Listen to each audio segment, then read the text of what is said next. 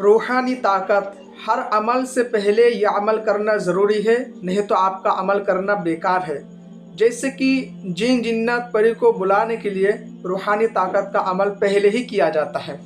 रूहानी ताकत एक ऐसी ताकत होती है, एक ऐसी पावर होती है, जैसे कि गाड़ी पेट्रोल के बगैर, डीजल के बगैर चल नहीं सकता, वैसे ही अमल आपका रूहानी ताकत के बगैर कामयाब हो नहीं सकता। रूहानी ताकत हर हाल में ज़रूरी है। रूहानी ताकत रूहानी मखलूक को देखने में मदद करती है, रूहानी मखलूक को खींचने में मदद करती है। इसीलिए हर अमल को करने से पहले रूहानी ताकत का अमल करना ज़रूरी है। दोस्तों, इस वीडियो में एक अमल बताऊंगा, रूहानी ताकत बढ़ाने का बहुत ही खास अमल है। या हय्यू या कय्यूम, इसको पढ़ के आप रूहानी ताकत को बेदार कर सकते हैं, बढ़ा सकते हैं। जी हाँ, कितना मरतबा पढ़ना है?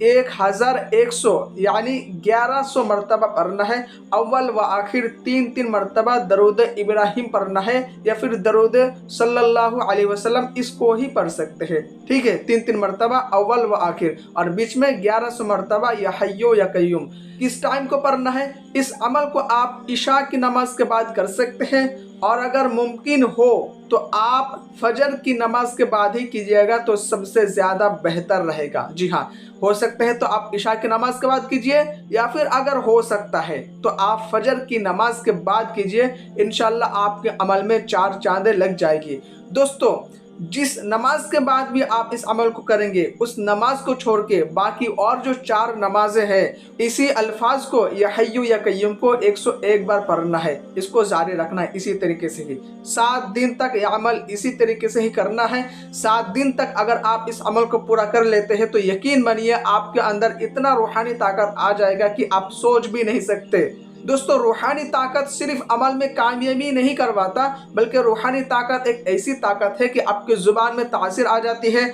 आप जो हुक्म करते हैं ना, तो वो काम भी फ़ौरन होना शुरू हो जाता है।